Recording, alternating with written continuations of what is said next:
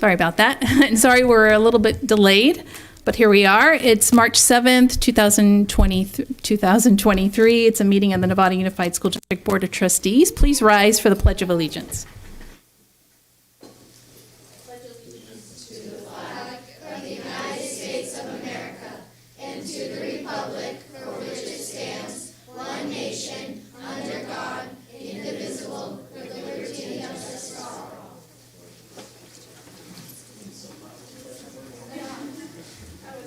Yeah, we love the kids doing the pledge. That was great. Okay, just give me 1 second here. We're going to have Trustee Jacobson read out the closed session announcements. The board met in closed session this evening on 5 items. One, with respect to every item of business to be discussed in closed session pursuant to Government Code 48918, consideration for expulsion. Student number 10000064197. On Tuesday, March 7th, 2023, the Nevada Unified School District Board of Trustees met in closed session to review the Administrative Hearing Panel's recommendation on expulsion of student 10000064197. Based on the review of the panel's recommendation, Trustee Millerick moved the motion to expel. The student will be expelled to Marin County Office of Education, Marin County School, for the remainder of the semester. The following Ed Code violation 58915A1C and 48915C3, Trustee Mack seconded the motion. We will take a roll call vote. Trustee Butler. Aye. Trustee Gasson. Aye. Trustee Jacobson, aye. Trustee Lametta. No. Trustee Mack. Aye. Trustee Millerick. Aye. Trustee Pickus. No.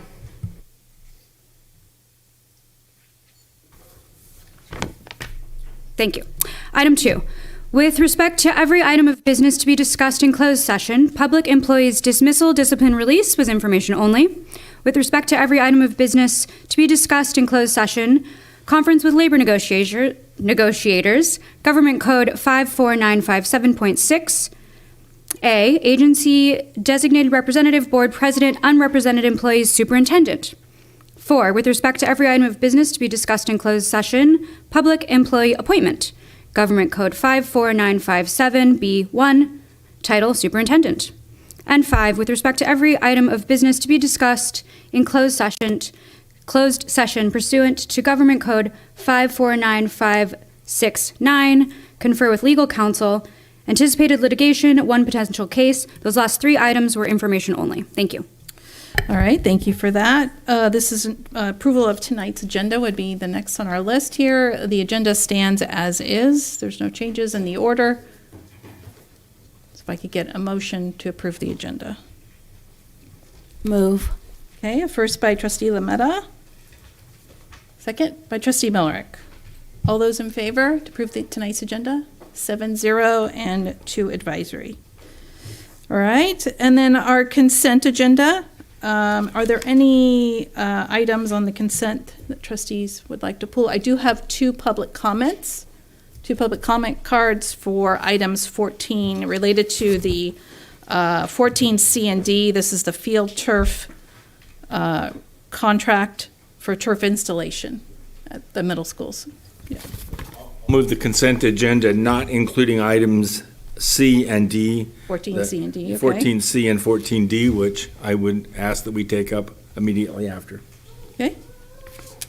Second, anybody? Trustee Jacobson is the second. So first by Trustee Miller, second by Trustee Jacobson, excluding item 14C and D. All those in favor? Okay, 7-0, 2 advisory. All right, so what I would like to do is take up these 2 items that are on consent. I will ask Michelle, and excuse me if I've mispronounced your name, Spremmick, and Piper, and I cannot read the last name, I apologize. Oh, my name? Yeah. My name is Michelle Spremmick. Okay, and then it was is it Piper? Yes. Okay, so you'll be after Michelle. So you have, for public comment, 3 minutes. Okay. And the timer is right over there to your left. Okay. And go ahead and you can provide your comment. Okay. Hi, my name's Michelle Spremich. I have 2 children at Sinaloa Middle School. And I'm here today to express my concern regarding the plan to install synthetic turf, a large amount of synthetic turf at NUSD schools. Although this plan is an environmental disaster, I realize that not everyone shares my deep care for the environment. However, I think that what we all do have in common is care for our children. And installing turf full of toxic chemicals for our children to run and play on would be a betrayal of their trust that they have in us that will put their health and safety first. I've been told that this project is too far along to reverse course. I've heard that the time to make objections was in 2017 when this plan came to the table. But the truth is that I wasn't a Sinaloa parent then, and chances are that you weren't here either. And a lot of concerning information about this synthetic turf and the toxins it contains has come to light since then. In fact, it's been banned in many cities since then, and more are jumping on board. If I can use a metaphor, if you're driving somewhere and you suddenly realize that you're headed in the wrong direction, you don't just keep going because it's inconvenient to turn around. So I really hope that you reconsider passing this tonight and read more information on the health risks involved in synthetic turf. Thank you for your consideration. Thank you.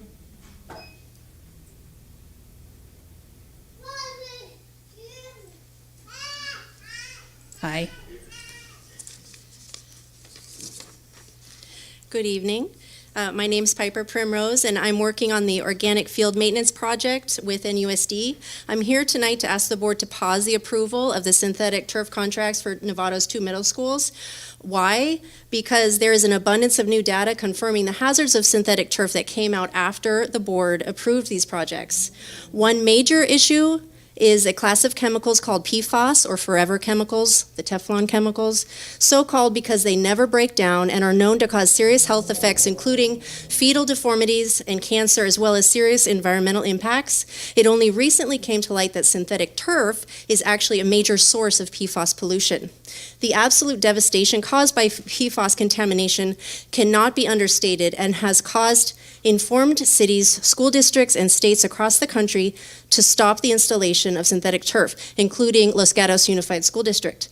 There are 4 California state bills this year which would halt installations of synthetic turf, and CAL FIRE is giving $150 million in grants to California schools this year to remove synthetic turf and asphalt and other heat island producing surfaces.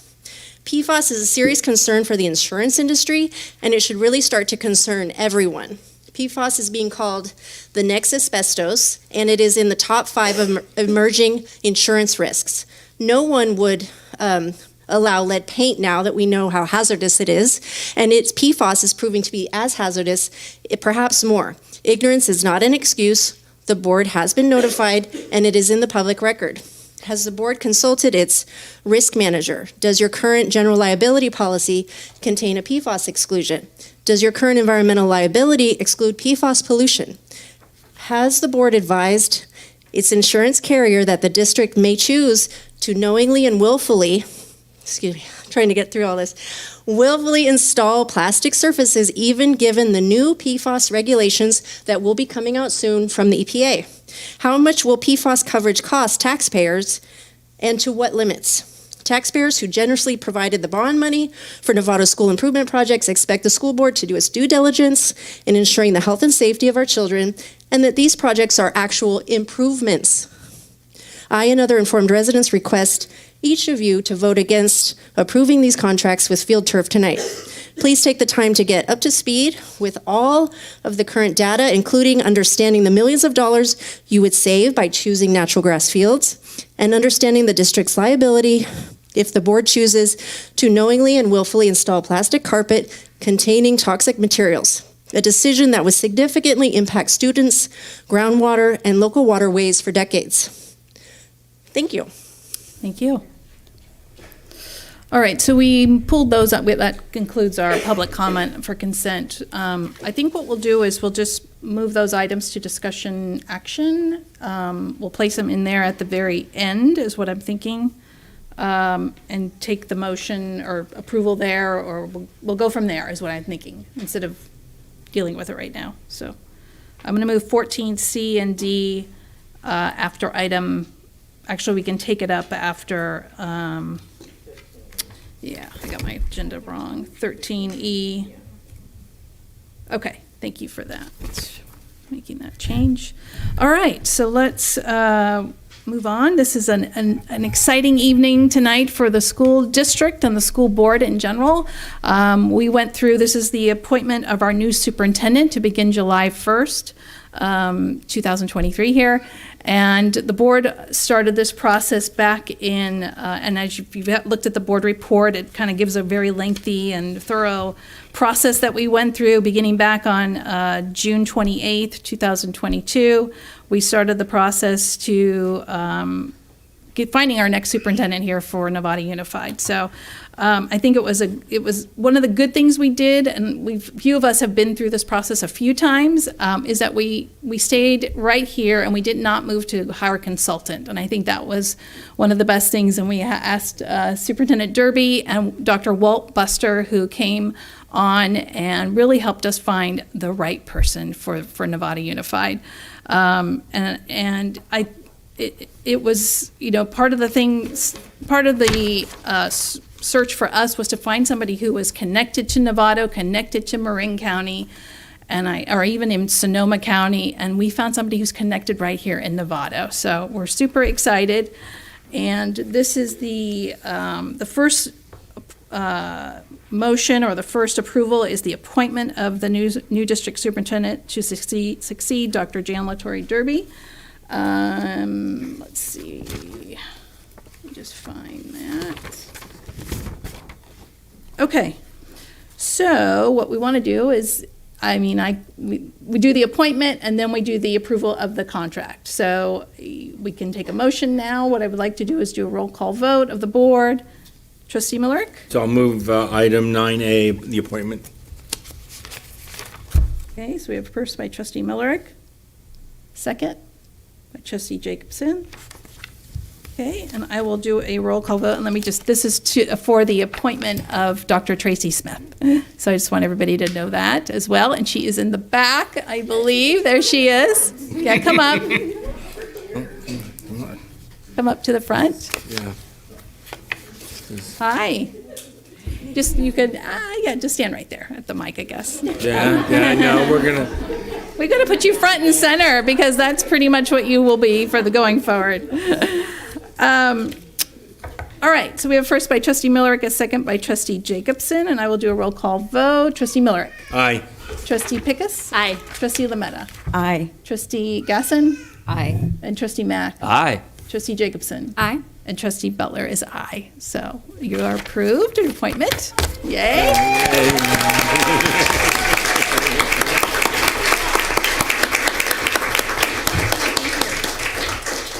And just we'll approve your contract. No, stay right there.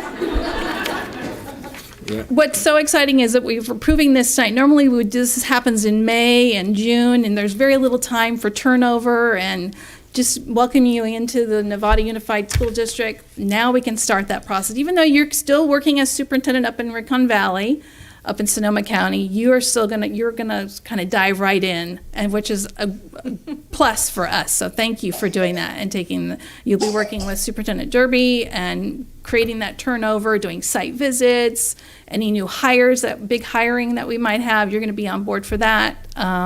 So I think that is a huge plus for us. So to make this transition as easy as possible. It won't be easy, but it'll be a little easier. So, okay, so let's do your appointment of your contract, or not appointment, your approval of your agreement, and then I'd like you to say a few words if you'd like. Okay. So the next item is approval of your agreement, and we made the agreement available for public view. Is here this evening. It's over at the desk over there if anybody would like to review that, and it'll be available online eventually as soon as possible, and it'll be available tomorrow in the district office if you want to come down and read that as well. So there's just a few things that I need to do, as the board needs to do before we do that. Before the board acts to approve the employment agreement for our new superintendent, Tracy Smith, Government Code 54953, subdivision C3 requires that we orally report in open session a summary of the recommendations for salary and fringe benefits contained in the agreement. The term of this agreement is 3 years, commencing July 1, 2023. Her work year is 225 days. The recommended annual salary is $280,000. The district contribution to health and welfare benefits will be the same as for certificated management employees. The district will pay the superintendent's annual dues for membership in 2 appropriate organizations of her choice and for her attendance at meetings of these organizations, and will provide professional development in the form of a coach or senior advisor as well. And those are all laid out in the contract. Yeah, and I mentioned that the contract, okay, yep, and that is it for us to report out. So if I could have a motion from the board, and if anybody would like to say anything, you're more than welcome. I didn't really do that, the trustee Lametta? Hi, welcome, Dr. Smith. I was excited, but I got a few calls throughout the county. Supervisor Sackett, board member Ramirez said really great things. They're like, wow, you're really lucky. So I'm very, very excited. Welcome. Thank you for being part of the NUSD family. And I know that you're going to take us in the right direction. And Dr. Derby has been super amazing. So I'm really excited that y'all get a chance to work together in the next couple of months. So welcome. Anybody else? No? Okay, we just need approval of this. I'll move to approve All right. and say welcome. Oh, thank you. First by trustee Mack, a second by trustee Pickus. And we'll do a roll call vote again. Trustee Millerick. Aye. Trustee Pickus. Aye. Aye. Trustee Lametta. Aye. Trustee Gasson. Aye. Trustee Mack. Aye. Trustee Jacobson. Aye. Trustee Butler is aye. We are excited. Welcome.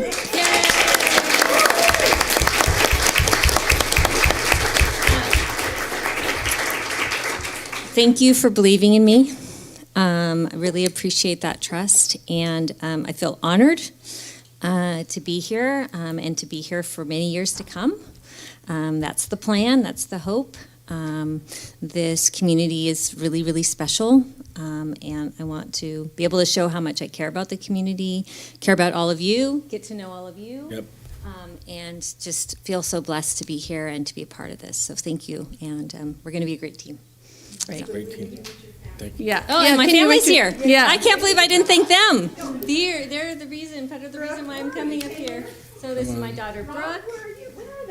And my daughter Taylor. Yes. Husband Rob. Look at this. And Brooke goes to MSA. She's at Nevada High. Yay. Woo. Just right there. Just Okay.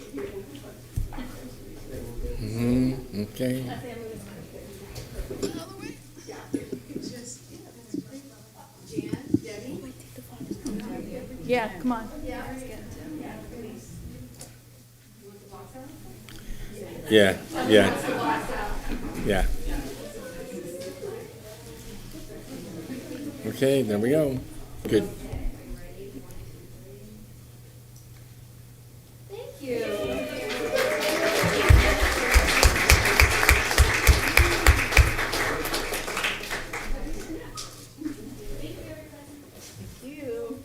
Oh, wait, hold on. We need to sign the contract. Stay right there. Yeah. Couple minutes here. Wet ink. There we go. Last time to be on that side of the desk.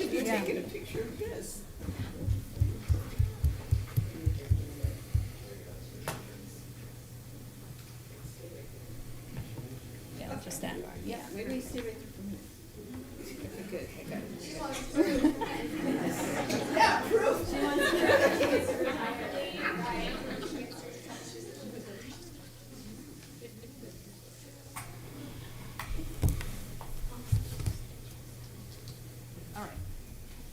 All right, it's official. Okay.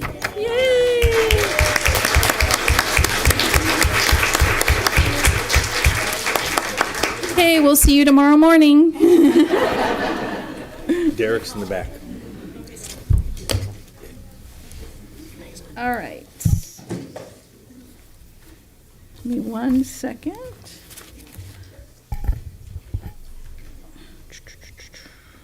All right, yes, we'll move on to our announcements from the board and student board members. Hi, Blaine. Hey guys. Last week was cool. We had a Dine and Donate for girls softball on Thursday, went very well. And then over the weekend, MSA Theater had their opening weekend of Cabaret, which went super, super well. I play the role of Ernst Ludwig. I think it's a fantastic show. And then this week we have the formal attire drive going until March 17th for anybody going to prom who needs an outfit, dresses, suits, anything. And then Interact Club is also running the book drive where all books are going to be donated to the Global Book Exchange, which is super cool. That's going until this Friday. And then we have Wellness Wednesday and then another Student Art Council meeting on Thursday, which is very cool. And then Cabaret has 2 more weekends, this coming weekend and the weekend after. So come see. Hello. So, Marin Oaks. Not a lot has changed since last week, but today we had a site council council meeting where we went over WASC, and we have been working on self-study since WASC visited last April. So it was just we had some students come in and teachers, and we just with our Nova campus, and we had some people join us on Zoom, and we just talked about what WASC means and just really about our schools. Bridges had a guest speaker on Thursday, and a firefighter came in, and also both of our Bridges classes are in the middle of their College of Marin course. We have Futures Day on March 22nd. That's where 20 plus businesses are supposed to come join us. They bring information about apprenticeships, the military comes, some representatives from them come, and then we also have some representatives from College of Marin and SRJC come talk to our students and just really inform them about opportunities they have after school, after they're out of school. And also our quarter ends on the 17th of this month, and we are expecting our new enrollment of new students on March 20th. And yeah. No comments at this time, Madam President. Okay, thank you. Trustee Pickus? No comments other than I'm really excited to come see your show next week or the next week. We're looking forward to it. Heard great things. Trustee Lametta? Good evening. Read Across America Day was on March 2nd, so I got a chance to read to 3rd graders and 4th graders at Olive and Rancho. They are so cute. I wanted to stay all day. And then I got a chance to see Cabaret this weekend, and Blaine was amazing as the rest of his cast. But it was just really nice to see you, in a different role, in a different capacity. And thank you for sharing your talents with us. But I encourage everyone to see it. Very, very good. Trustee Gasson? So the highlight of my week last week was reading too. I was at both Rancho and Olive 3rd grade classes as well. So we hit the 3rd grade. It was really great because my kids are now older than, and so I pulled out a couple of favorites, Giraffes Can't Dance and Interrupting Chicken, and they seemed to be a hit. So that was a lot of fun.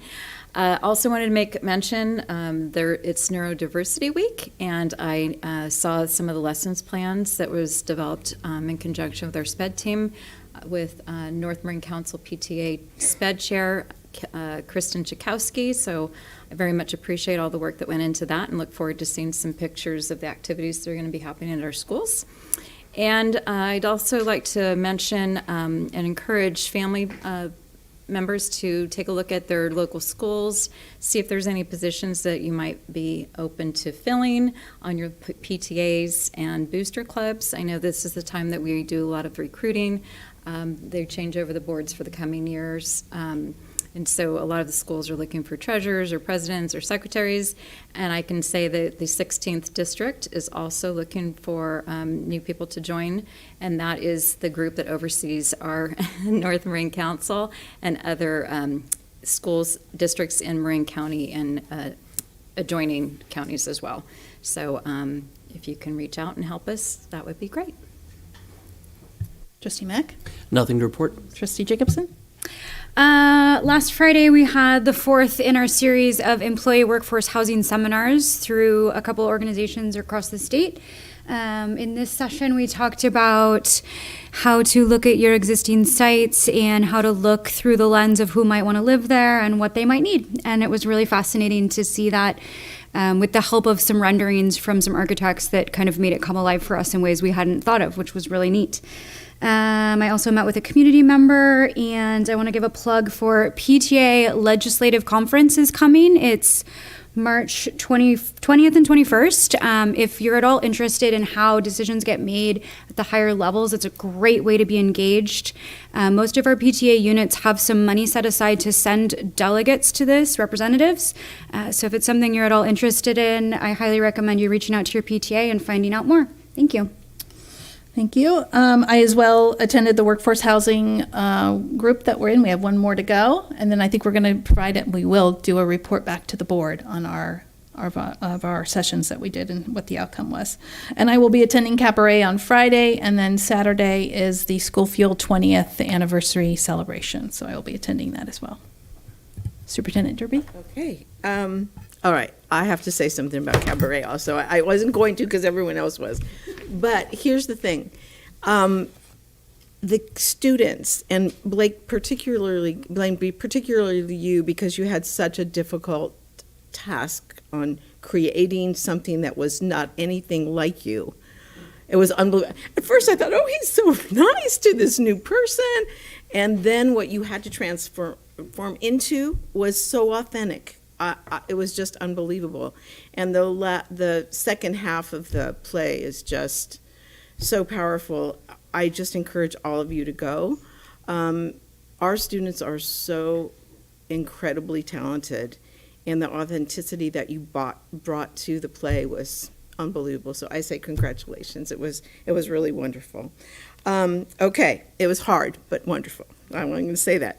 Anthony Muhammad is coming every month this semester to coach at each of our 6 schools that are participating with him. This is on your table, and we have a special meeting with him on April 19th from 5 to 6, where he will do a summary of the work that he's been doing with us this 6 months. And previously, the first 6 months, he was doing presentations and professional development with us. And then he'll be staying on next year. Our principals have requested that he be at all 13 schools next year, which I think is really a fabulous service to our schools. He'll be coaching everyone and also be doing some professional development. So I hope everyone will be able to make it. It's a Wednesday from 5 to 6. It's a special board meeting. And let's say who's sending out these flyers is Leslie is going to send them out to all the schools. So we hope our PTA will come as well. Last week we honored a lot of students from Novato High, and in the meantime, Keikoa and Luann, who are wrestlers from Novato High, both got named MCAL Athletes of the Year. So that was I didn't get to say it last week because it just came out, so I was so proud of them. That was really terrific. And I think that's it. All right, thank you. Our presentation this evening, this is one of the exciting things of our board meetings, is having a school come present at every board meeting, and Lou Sutton is this evening. I see Mira here, Mira Patel, the principal, and a lot of students, which is the best part.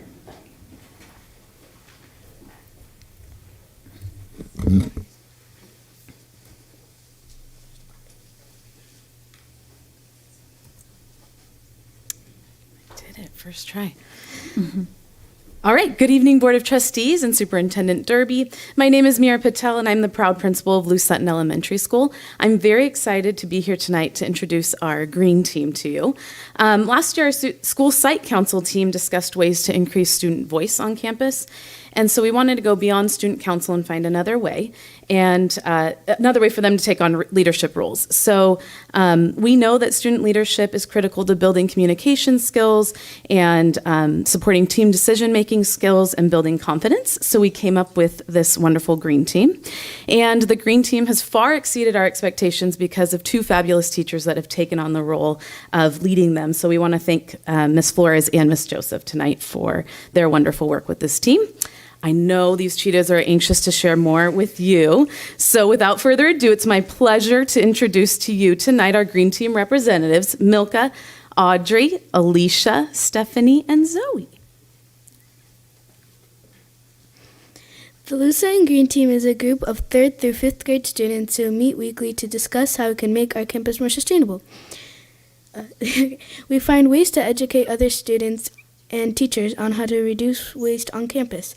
I love being a part of the Green Team because I want to be a leader for change in the world. We create change on campus in 3 ways. First, we teach in every classroom. Our first classroom lessons were on teaching kids how to recycle and compost.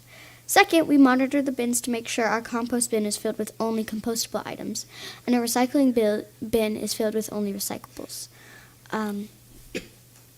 Finally, we present at community time to teach the whole school about how to be more sustainable. However, our favorite part of being on the Green Team is putting on our green vests and making sure our campus looks beautiful. As the Green Team, we focus on 4 main goals. First, we manage waste. Second, we teach our community about saving energy. We want to make sure all the lights are off when we leave every room. We always focus on keeping our campus plants alive, and that the campus is trash-free. Our new focus is to reduce plastic waste on the campus. We even have new reusable Lucite water bottles and water filling stations to support this goal. Our next job is to propagate plants. Propagating plants means to create new plants. Once these plants grow, we are going to sell them and raise money to help reduce plastic waste in the lunchroom. We hope to get a ketchup dispenser. It's a win-win situation. You get a plant, and we reduce plastic waste. We even bought a plant for each of you. Okay. This quote is really special to our Green Team. We are the first generation to feel climate change, and the last generation that can do something about it. We feel proud that we can make a difference at our school. Okay, they are the experts. They've taught me a lot, and so they're ready to test all of you right now. So we're going to go over to this center mic over here.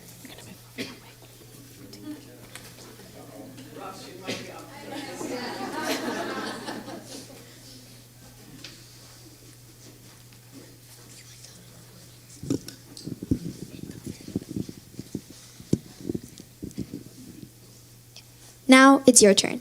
We have 3 bins here: garbage, recycling, and compost. Can you guess which bin this goes in? Bubble wrap. Yes, that is absolutely correct. Okay. Q-tips. As long as they're cardboard Q-tips, and if they're not, they would just go in trash. Okay. Shower curtain liners.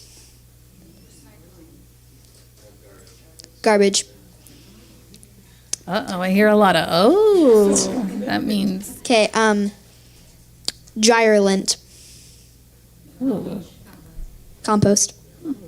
See, I didn't know that. Okay. Used paper towels. Compost. Okay. Yogurt cups with yogurt still in them. Ooh, garbage. The way that they go in recycling, you need to clean out the containers and peel off the label. Then they can go in recycling. Fluorescent light bulbs. Garbage. No, not fluorescent. Not garbage. No, fluorescent is something. Yeah, recycle. Yeah.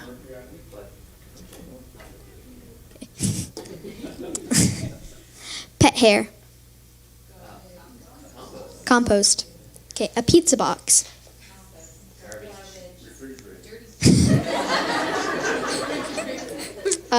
They actually go in the compost and the refrigerator. Okay. Okay. Okay. Okay. We We hope you learned something new. Thank you, Ms. Joseph and Ms. Flores, for leading us. And thank you, Board of Trustees, for letting us tell you more about our Lucette and Green team. We are inspired to make a difference in the world. You are. Wow.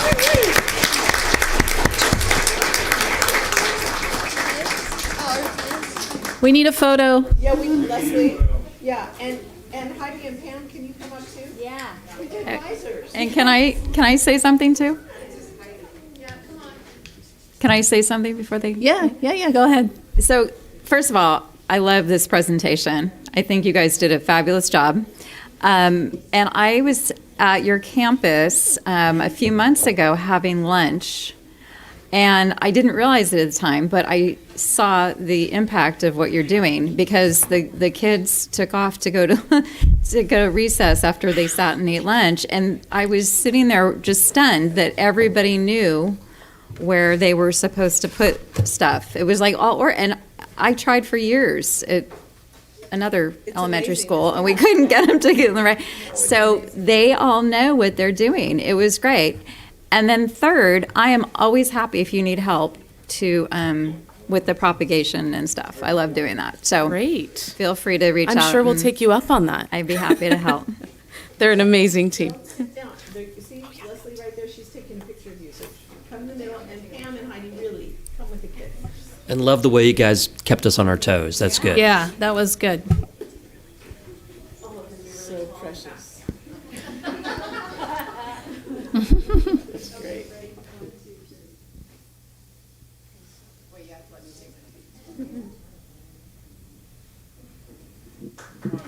Woo!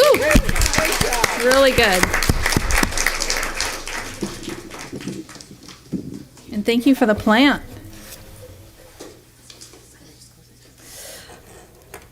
All right, non-agenda public comment. We do not have any, right, Ellen? No, okay. Moving on to our discussion action item. This is 13A. This is acceptance of the 21-22 annual audit report. Good evening. Sarah Palafax from Christy White is supposed to be here. She should be here any minute. She was told to be here by 6:45, and you guys have been rushing through things. So if we could move on to some of our other action, and then she'll show up momentarily. Let's move on to the fiscal, I'm going to kind of rearrange things a little bit, Board, since the fiscal crisis management, FIGMAT, do you want to move on to that one? Is that I don't think that's my item. I mean, I should say it's What's not for my you? item. I know it's not my item. I'm not prepared to talk about it.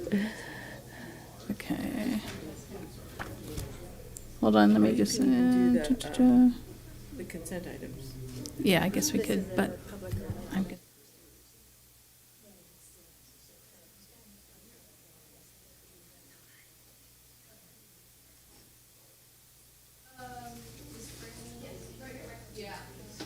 Do you mind if we do the FIGMAT? Okay.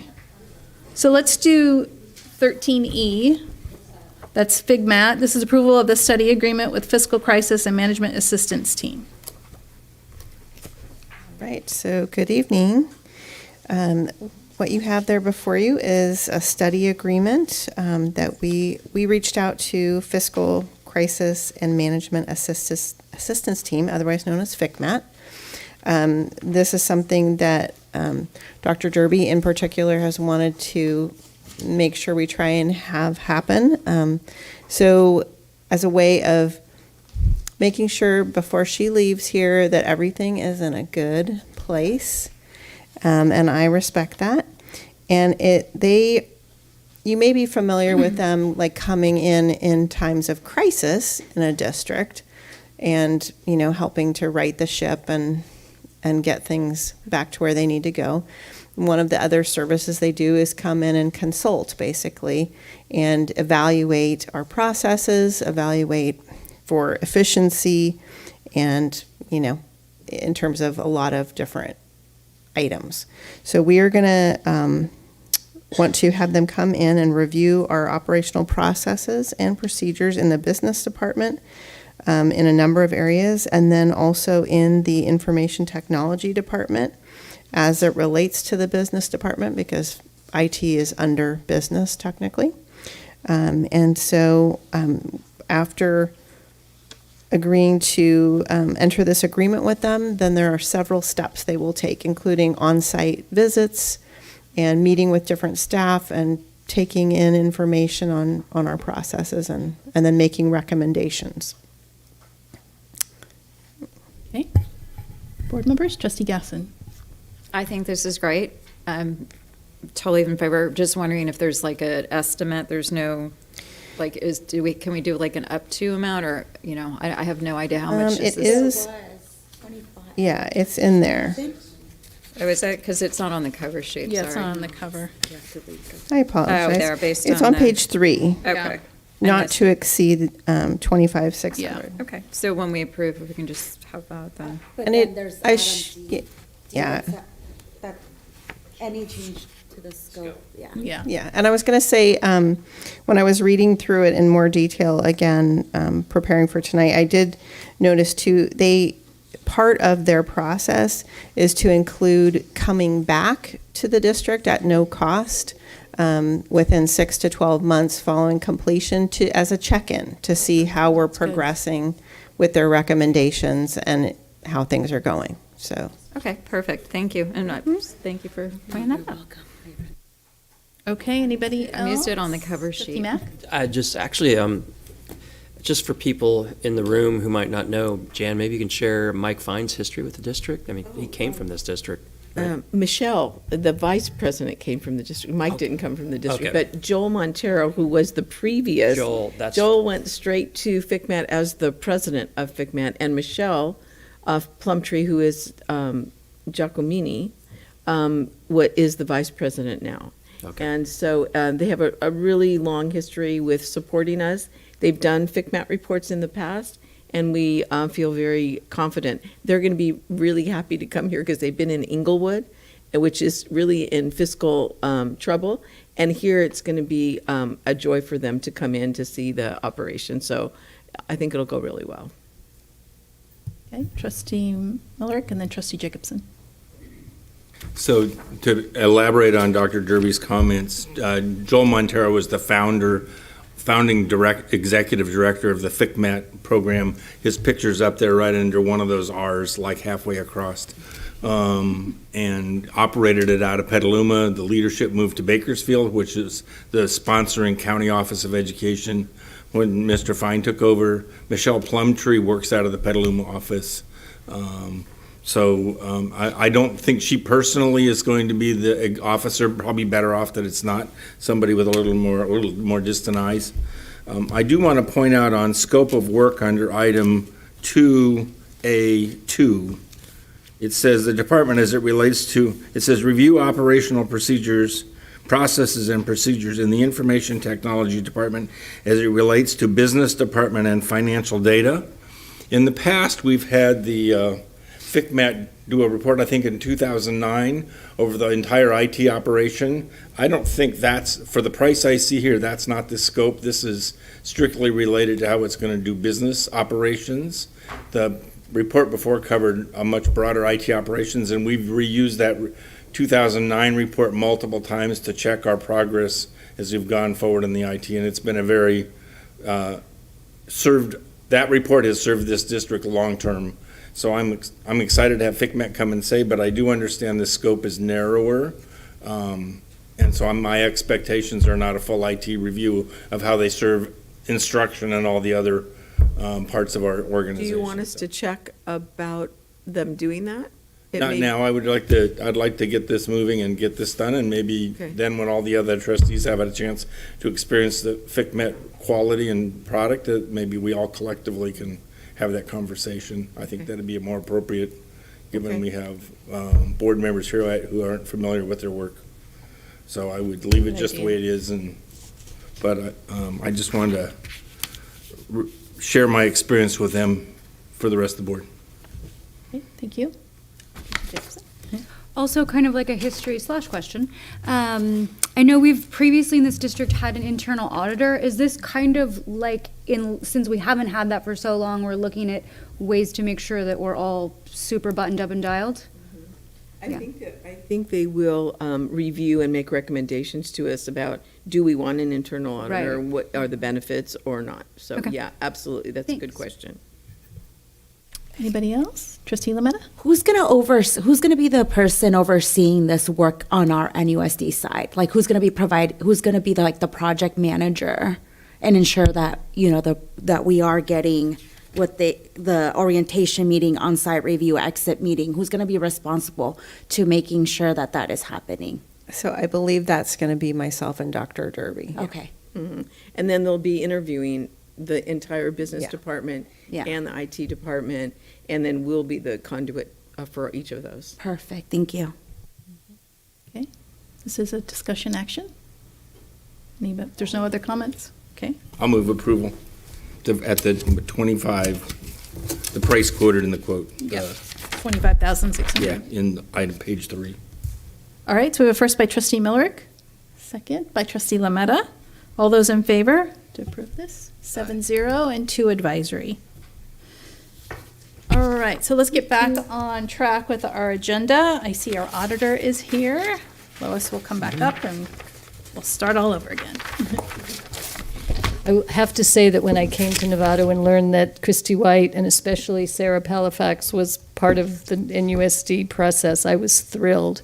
So she's here tonight to talk about the audit that we just completed. It's a bit late this year with our lack of a fiscal director. We asked for an extension on the audit and went through MCOE for that, and that was granted. And we finished by our new deadline, and so Sarah's here to talk about it. Thank you.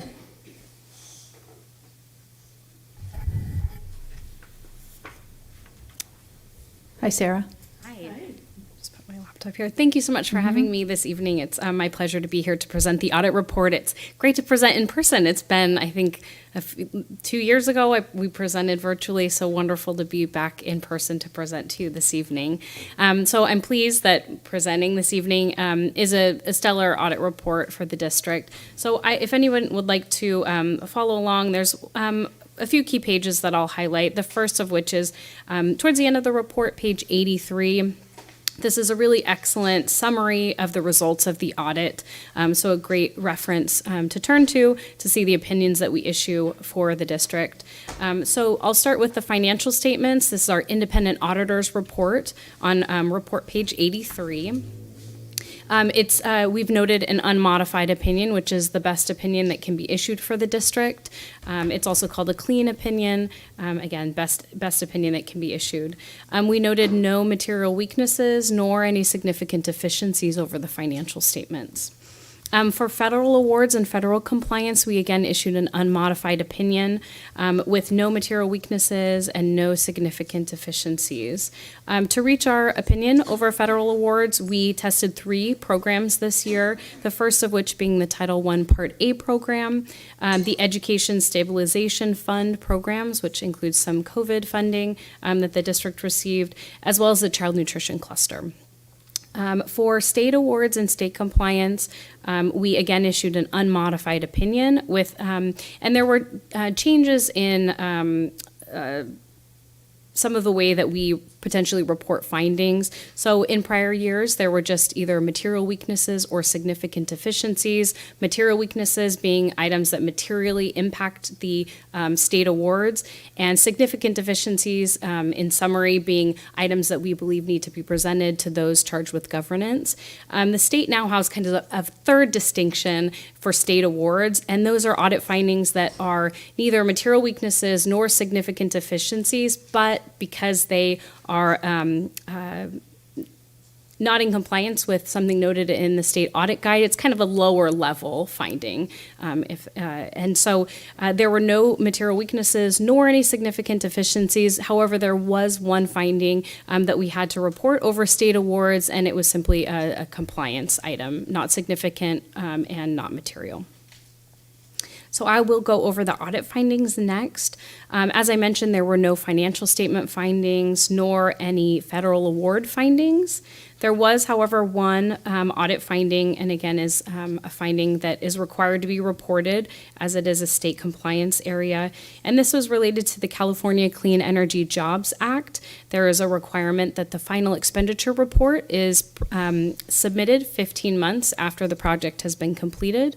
And you'll see here the project was noted as completed June 30, 2020, and the district is still in process to have that expenditure report submitted. This finding does not carry a question cost, and our recommendation is that the district process that final expenditure report for the California Clean Energy projects. And with that, I want to lastly actually report on if there were any prior year audit findings, we are required to report out that those items have been corrected and there were no prior year audit findings.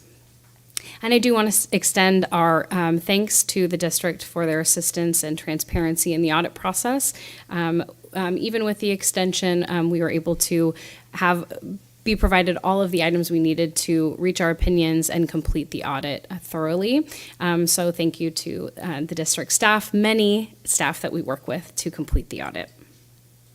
And with that, I'd be happy to answer any questions that there might be. All right, board members, Trustee Jacobson. Hi, thank you so much for being here tonight. Thanks. I wonder if you could speak a little bit to what the testing approaches that you guys use, just so that the public can understand, like, is it that you look at everything within these items, or do you pick and choose, or do you follow one vendor for a year? How does that all work? Yeah, so our auditing is risk-based auditing. So our audit's completed in two stages, kind of three, if you think of the first kind of being broken up in two phases, one of which is we test a sample of school sites. We are required to test a minimum of 20% of the school sites per grade span.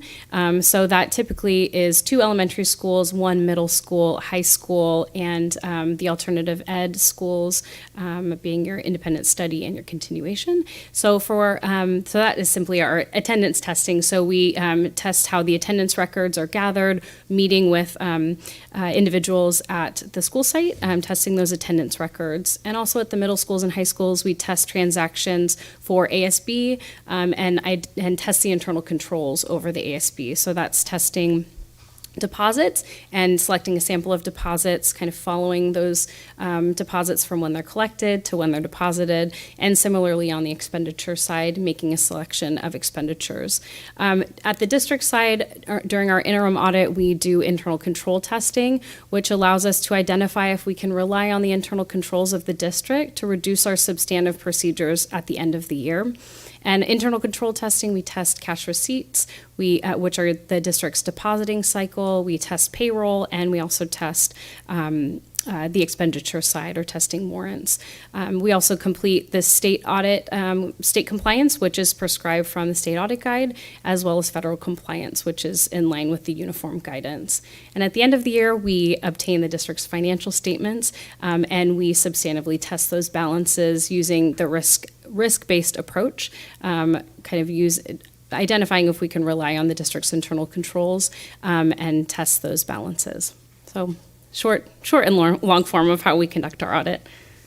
Can I also ask, the investment rate of return is listed as 7% via actuarial returns. Is that like a standard? Yeah, so we figure it is, but yeah, if you're looking at the OPEB or the other post-employment benefits, that is described. To put that together is from the actuary, so we rely on their figures that they put together for the actual study. I think it's something we just saw last meeting. And then also, would you be able to provide for me the working papers for the internal control testing? We do provide the district with a summary of that testing, which of course we could provide that too if you'd like. Yeah. Sure. Trustee Gasson? I think my question might be more for Lois, but under the California Clean Energy Jobs Act, the finding, it mentions a citizen oversight board. Is that something at the state? That is at the state level. Okay, so it's not here. It's not the district's oversight board. It's presented to the California Clean Energy Commission oversight. Okay, and then they try it. So, and then when are we going to be able to get this in, or have we already done that now? We are waiting for the state to reopen. We're working with our contractor that was hired a while back, long before I was here, ABM, and they've been helping us do this, and we have everything prepared. We just need to get the state to reopen the website by which we submit it, and we're not getting answers from the state. Okay. So they're working to figure out who we have to talk to make that happen. Okay, perfect. And it touches on something that sort of came out during our discussion with North Marin Council PTA about how we get money, and then there's usually like these reports and the back work that needs to be done.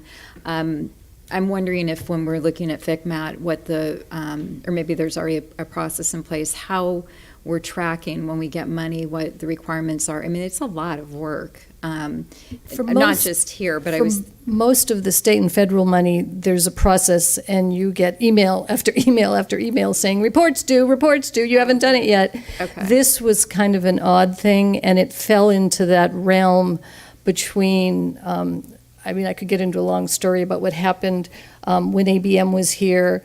A plan was made, projects were completed, but then ABM was told that the district would finish up. So I guess the district spent the rest of the special money, and That's then okay. the I report was was thinking never done. more globally that there's a lot of pieces that you guys have to track and making sure. But if they send you The federal and state emails to government don't remind let you to forget. do these, I think what we were specifically talking about was the block grant money and stuff like that. I think during the prior meeting. So it just got me thinking that it's easy to be doing things, and then, I'm sure this is completely unintentional. They send me emails, they send Jan emails, they send MCOE emails, so you can't Got it. not know you have a deadline coming up. Perfect, thank you. Any other questions from the board for our auditor? Okay. Can I just ask if Sarah could leave me her card? Oh, sure. Yeah, definitely. Okay. This is an action item to approve our audit. Anybody would like to, there's no concerns or questions? I would like to have a motion. Trustee Lametta as a first, Trustee Gasson as a second. All those in favor? 7-0 and 2 advisory. Okay. Moving on to 13B, this is approval of updated project cost and award of contract to S&H Construction for the HVAC replacement projects at Luz Sutton and Novato High School. John, you're back.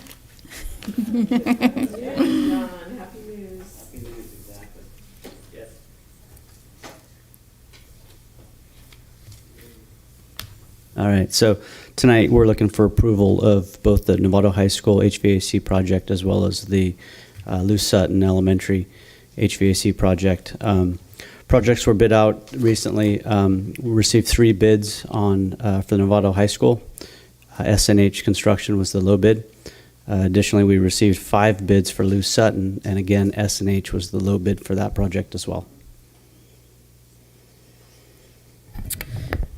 Madam President? Yes, Trustee Simple Miller. question. Are we adding air conditioning, or are we replacing the heaters with heat pumps so they do both? Do you know? We're adding air conditioning, so this would be the same as what we did at Rancho last year. Yeah, okay. Good.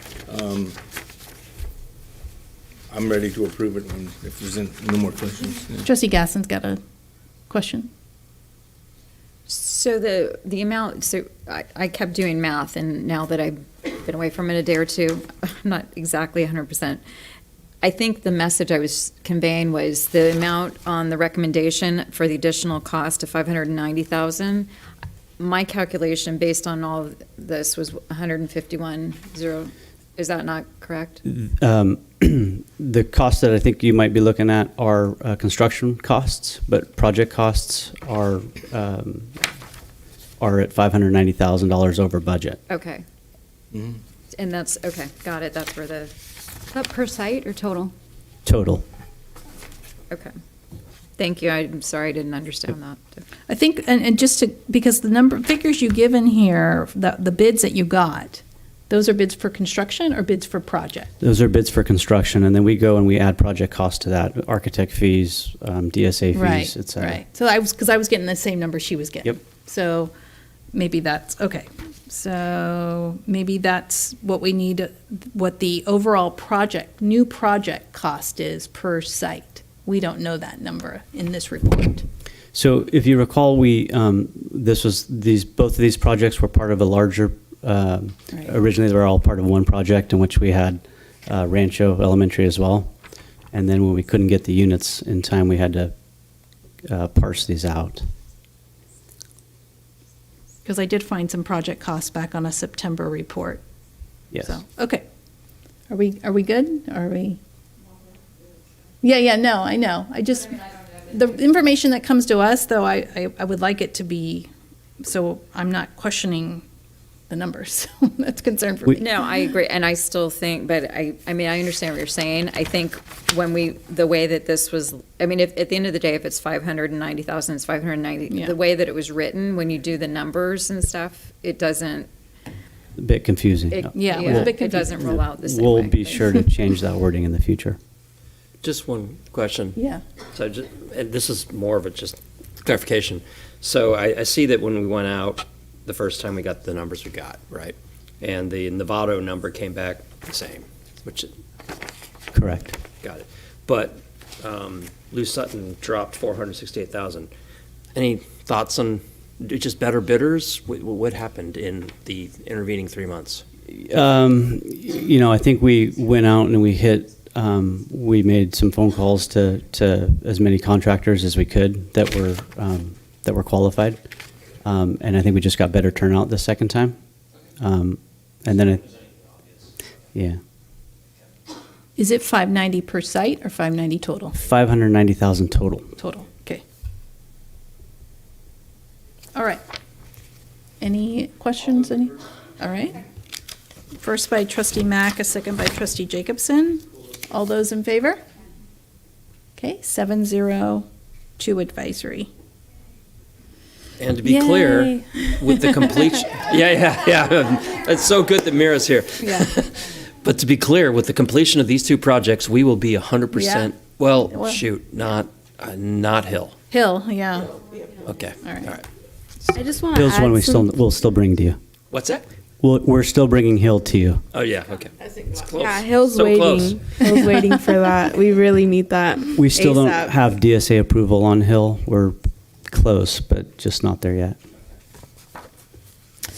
Okay, so now we'll move on to C and pretty much C and D together, I think. We'll kind of, items 13C and D. This is the track surfacing installation for Sinaloa and San Jose. Correct. So we're looking for approval to enter into a CMAS agreement with Bainon Sports for the track surfacing. We talked about that at the last board meeting. The construction costs are $332,000 per site, and then project costs around little over $400,000 per each. Can we approve these together, or do they need to be separate? Just curious, process. We should do them separate. Okay. Yeah, because they're separated out on the board. I do have, actually, I'm going to wait. I have a comment card, but it's regarding the turf. So I'm going to wait because we move those items after these. Okay. Let me I just. can just ask one question.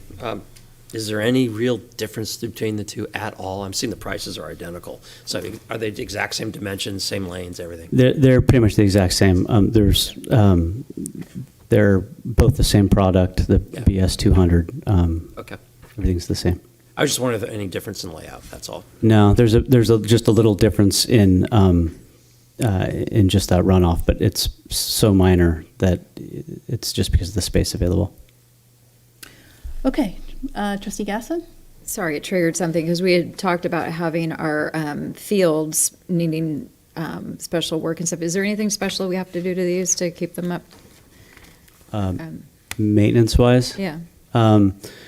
So every year, every couple of years, you should have the Bainon come out and do some maintenance type work to it, but keeping it clean is kind of the biggest thing. And then also keeping, cleats, people with cleats off of the track as much as possible. That seems to do a lot of damage. Okay, so maybe some signage then at least, so, okay, Signage or walk-off mats and stuff like that. okay, thank you. I think that'll be part of the rental agreement situation when we rent out the field in the middle to like a soccer program or lacrosse program. We need to have a carpet across the track. All right, any other questions? This is just the track surface itself, bringing back, yes. Trustee. Can I ask that we get information on what maintenance will look like going forward? Absolutely. Or who we contract with and at what period so that we know when to do that? Yep, Thanks. I can bring that back. I'll move Trustee- to approve. Can I just do both of them? No, we're gonna do them separate. One. Trustee Pickus has a question, if you don't Oh, mind, if we sorry. could take that up Sorry, first. didn't see that. Yes. No problem. Just a comment. You know, I raised some concerns last week about the environmental impact and the larger conversation around, you know, what we're doing with our fields. And so more of a comment, not really a question, but just that we have a real tension here between really wanting to provide quality athletic locations for our athletes, for our PE teachers, for our students in our schools, and also making choices that are really good in the long term for our students and for our environment. So, you know, I mentioned last week that I'm really interested in certainly moving forward, just making sure that that is a more central part of our conversation. Yeah. Thank you for expressing that again. All right. Trustee Mack, would you like to? I'll move to approve, what's the first one, San Jose or? It's Sinaloa? Sinaloa's first, 13C. 13C. Okay, this is the replacement of the Aye. track surfacing, and a second by Trustee Sinaloa. Jacobson. All those in favor? Okay, wait, all those in favor? So I have one, two, three. track covering. This Yeah. not the Yeah. This is just the rubber track. This is just the track, the rubberized track around the field. Do you, it's not not grass, turf, or anything, it's just the track itself. It's separated, it's not made of the same kind of materials that we're talking about? Okay. Let's have John answer that Great. question. Yeah, it's a rubberized surface, and they coat it with a water-based spray. Mhm. And so the intent is so that it's not penetrating through that as long as it's kept up. Do we know if it is still made with the PFAS materials that we're seeing a lot and reading a lot about that's coming out in a lot of research right now? I haven't seen anything about the PFAS in the rubber track. I could do some research and send you some information on that. I mean, that would be helpful for Yes. me.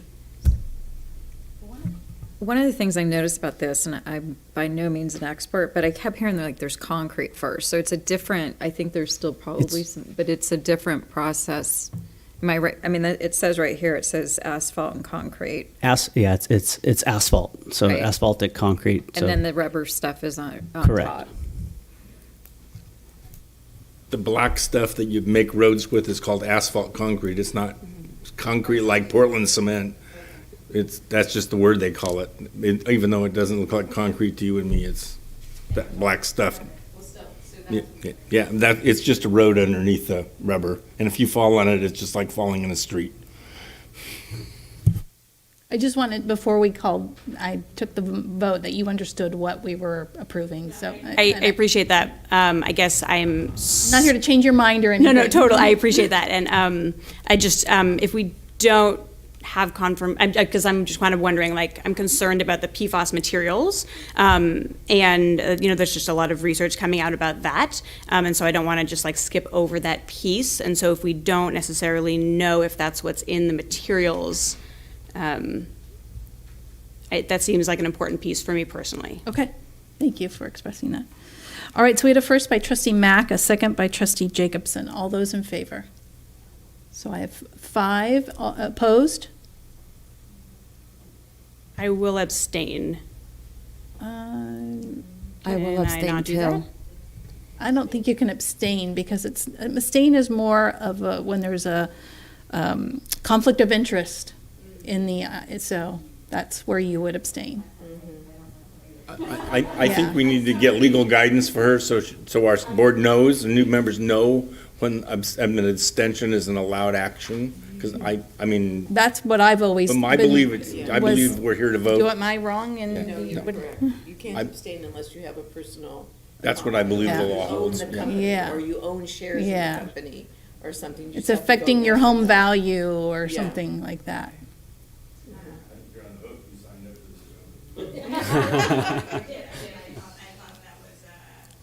I'm voting no, just because there's a lot of information that's been coming out on the environment that I didn't realize there was a bill, so I'm going to say no. Okay.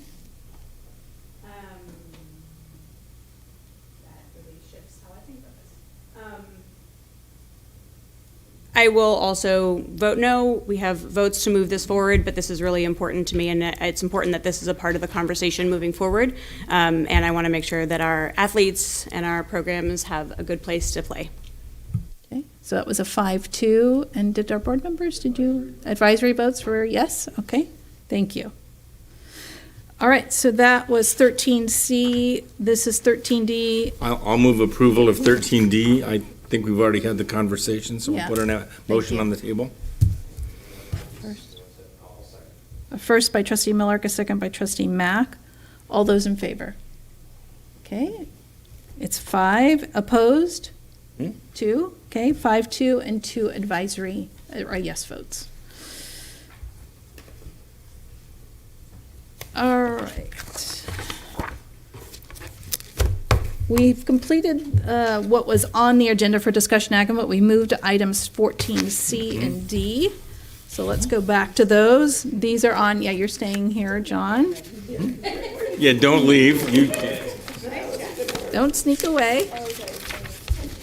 This is 14C and D. This is the awarding of the contract to Field Turf, the turf installation for the field, for the tracks we just approved. This is the field itself in the middle for San Jose and Sinaloa. So,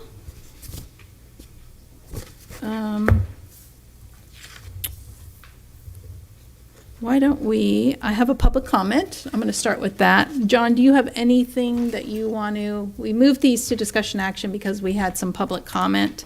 We had those at the beginning of the meeting. Now I do have one more. Do you want to provide any background to some of the process that we've gone to up until this point? Sure. So back in November, we brought to this board a CEQA request for a notice of exemption for this project. That was approved, and we filed it with the County of Marin. There's a 30-day comment period once that's filed for any objections, and to my knowledge, there were not any that were received. And so the period expired without any comments. Okay.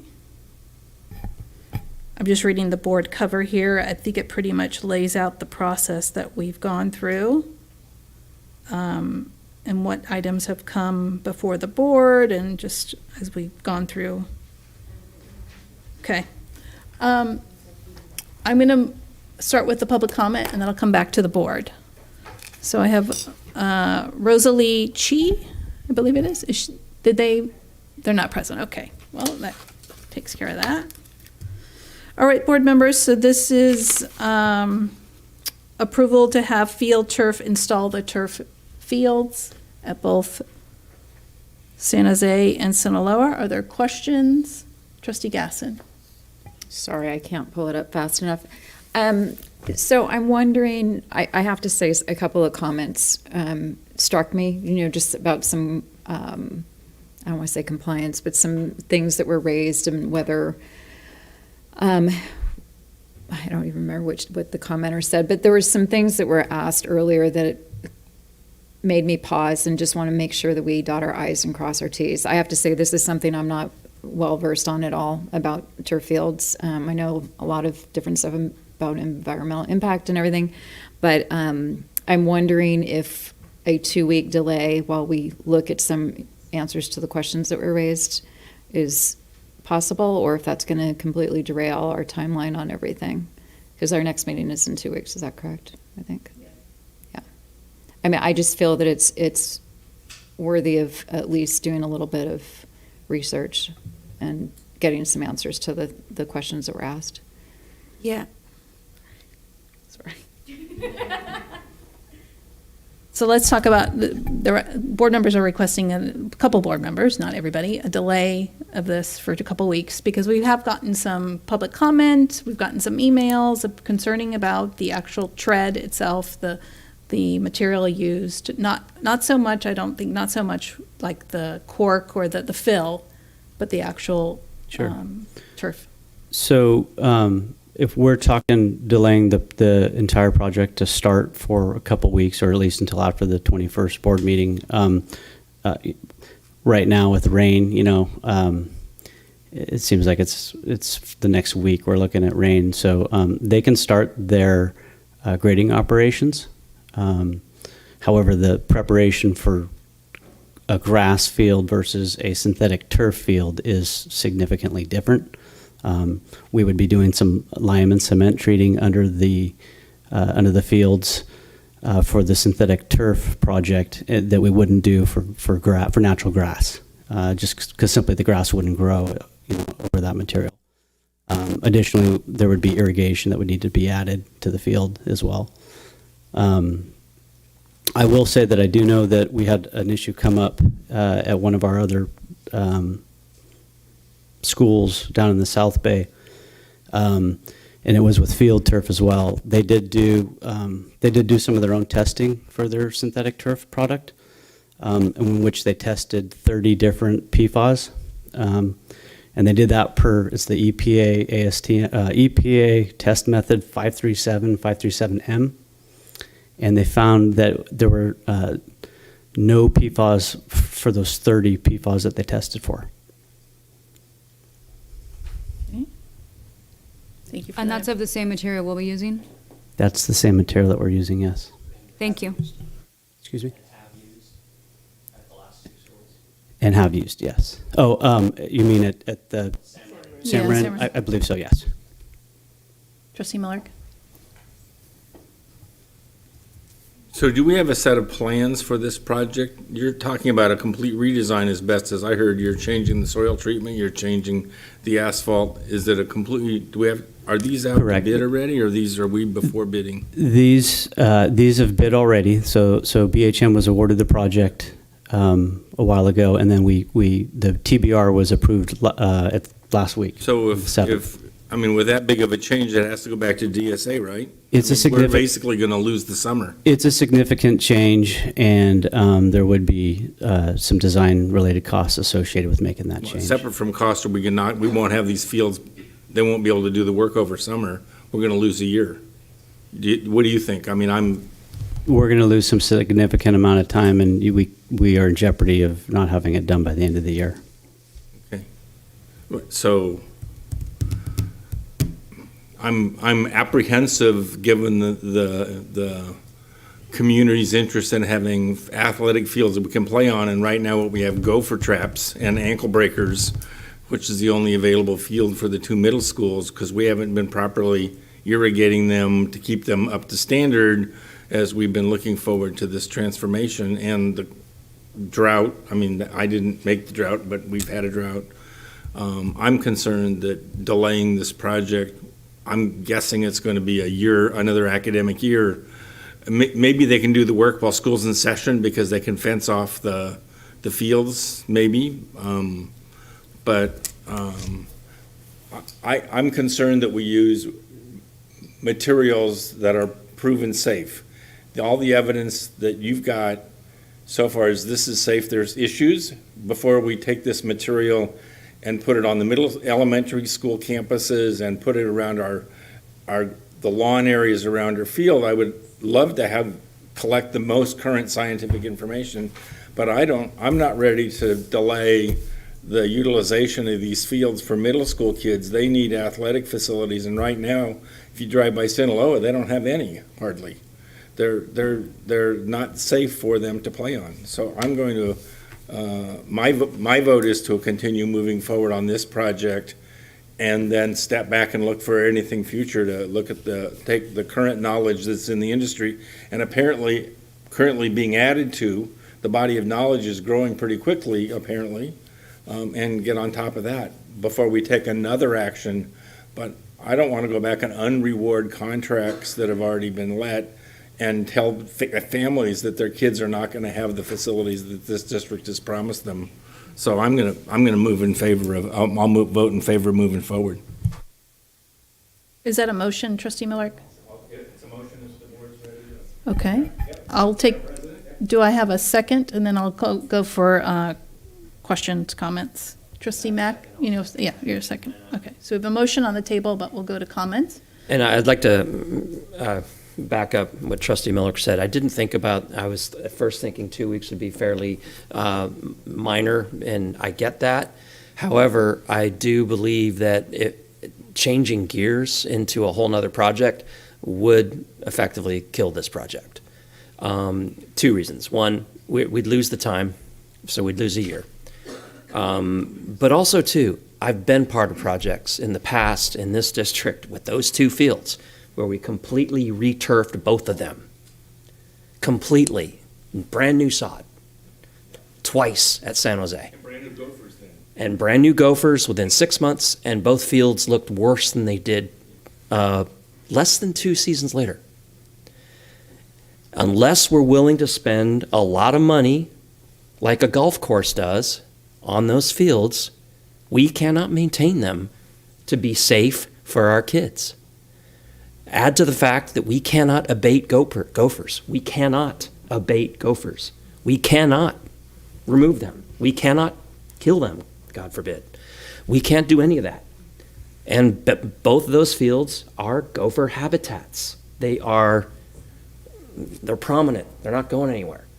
In fact, when Novato High was returfed, it was full of gophers, the football field. This is back in 2001 or 2. And what happened to those gophers? I think Debbie knows. They all went to the baseball diamond. And guess what happened there? And that's now turfed. Now, miraculously, the gophers are gone. And I see this research. I've been reading about it. These chemicals are common in much more than just this turf. They're in my rain jacket. They are in everything we use. They are in personal care products. They're everywhere. I get it. But to John's point, they've been tested on multiple fields and they're fully compliant with EPA standards.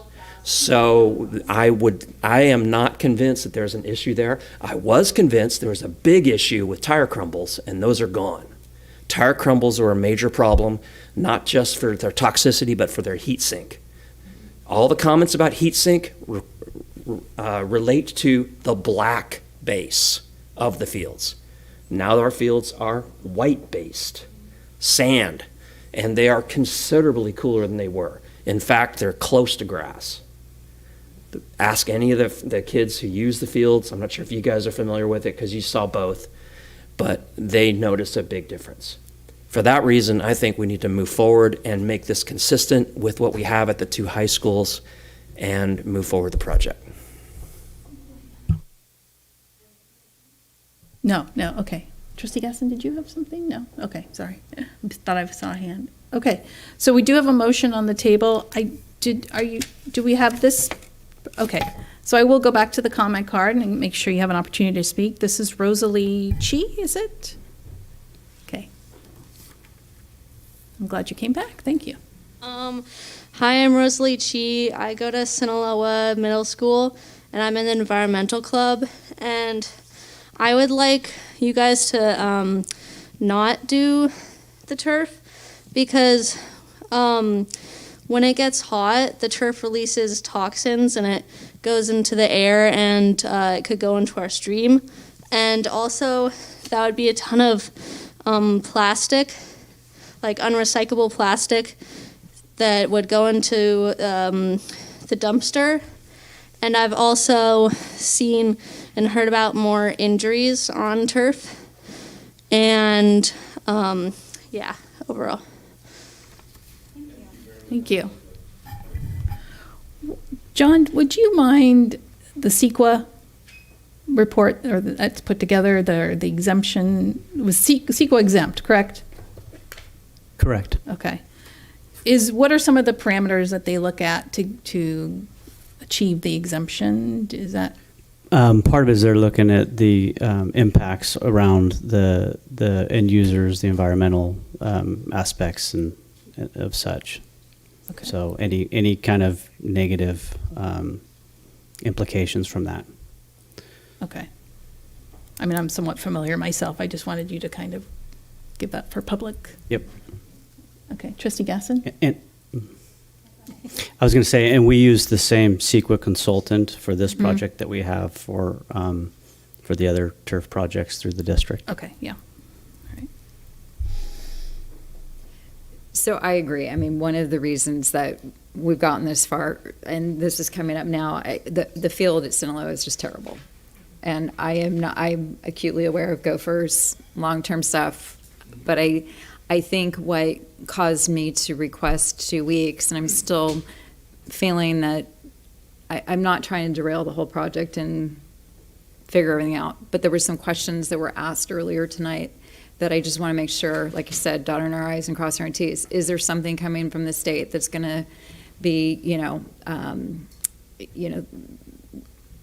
determining that we shouldn't be doing this, or we can't always project what's going to happen in the future, but I feel like if there's some kind of hesitancy at the state level, I have no idea. This is not something that I'm well versed in. That was sort of where I was going from versus the practicality of having or whatever this particular product. But that's what caused me to pause. I want to do what's best for our kids, what's safest. I would definitely not be thrilled in having this postponed at all. But my question was directed to some of the points that was raised, if there was any merit in any of those, and if that would be something that we should at least be informed about before we make a decision. I'm completely fine with us moving forward with the turf, but again, it was more to just get clarity on some of those questions since I don't have those answers. Do you have any comment to that, John? No. We can certainly look into it. I think the speakers have outlined the research pretty clearly, and I believe it's good research. I don't know if it's accurate or not. I think it's just a decision of what you want to do. I don't know that 2 weeks would make that much of a difference. I'm not sure where we would go to bring you what you're asking for. I mean, we could get the source documents from the speakers and talk to them. If it's a bill in front of California, we don't know how that's going to turn out. Can't predict that, as you say. So I think we're kind of in a real hard place when it comes to this particular issue. Okay. All right, so we do have a motion on the table. I'm going to call the vote if everybody's had an opportunity to speak, so I will go with that. We have a first by Trustee Millerick, a second by Trustee Mack. This is for approval of for field turf, for their contract, for the turf installation at San Jose Middle School. We're going to do one at a time. All those in favor? Okay, so I have 5 opposed, 5-2, and 1 student advisory is opposed. Blaine, you're 4? Okay, thank you. So we have 5-2. Yeah. Okay. That was for San Jose. We're going to move on. I'll make the same motion for Sinaloa. Okay. Okay. Yep. Trustee Mack is a second. Again, this is for 14D. This is the same thing, but for Sinaloa. All those in favor? Opposed?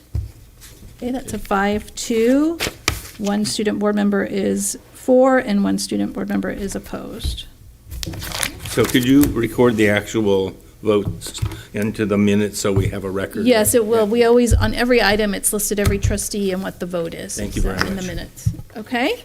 So that concludes, and thank you for our public comment and coming out to speak before the board. I appreciate that. That concludes our board meeting this evening. We've completed everything. Our next meeting is March 21st. This meeting is adjourned.